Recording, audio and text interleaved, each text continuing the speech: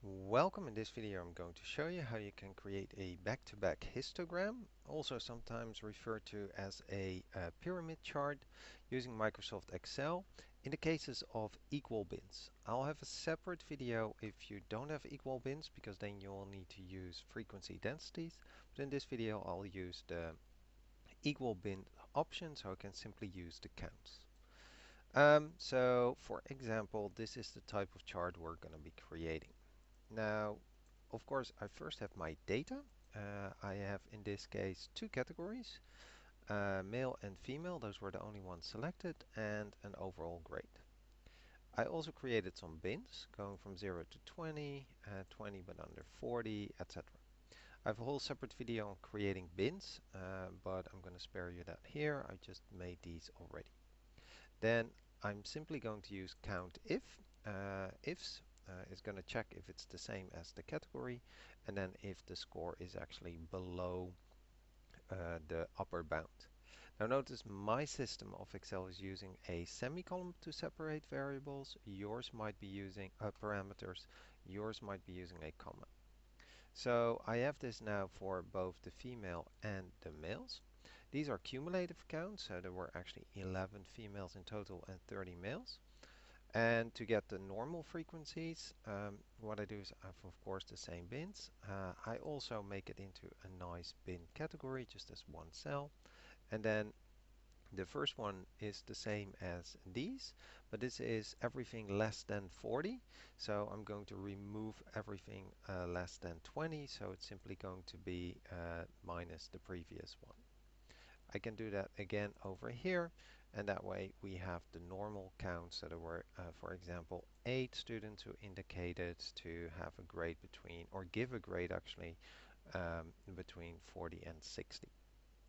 Alright, then we make the first category counts actually negative, so we'll simply put a minus in front of these. This will make it possible to actually split the data. Then we need to select the entire cross table and go to, so we select the entire cross table, go to the insert ribbon, and chart section, go for 2D stacked bar chart.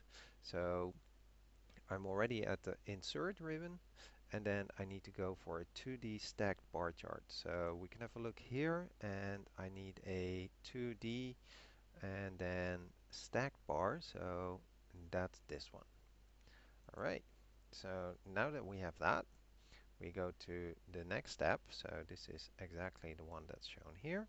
We go to step 4, adjust the horizontal axis. So what it wants us to do is we double click on the axis.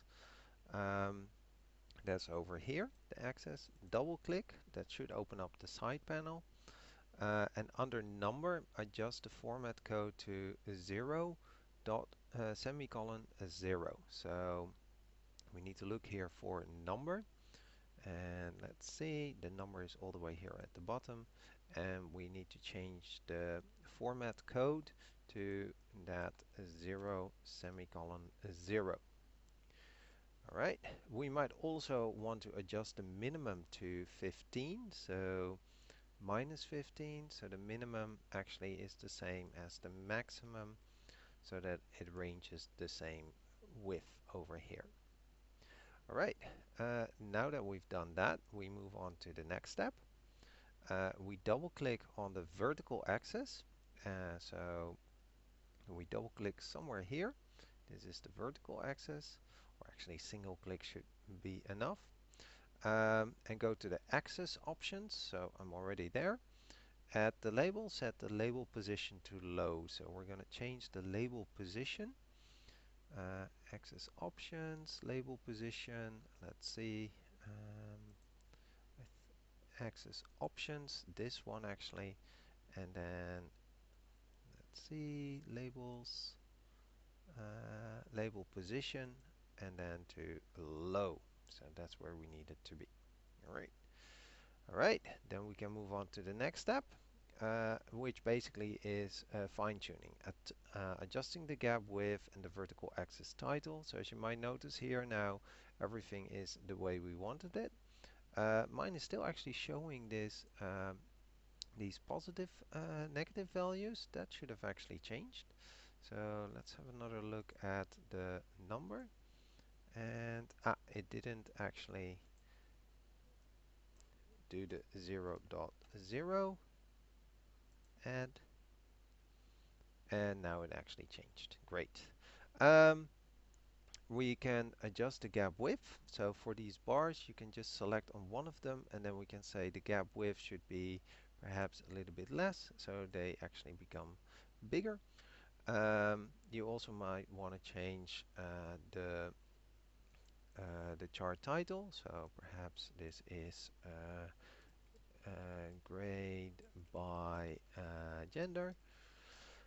Um, you might actually also want to add a vertical axis title. So for example here we don't have one, so we can say add chart element axis title, and we actually perhaps want one over here saying that this was actually grade. And now we have a nice pyramid chart.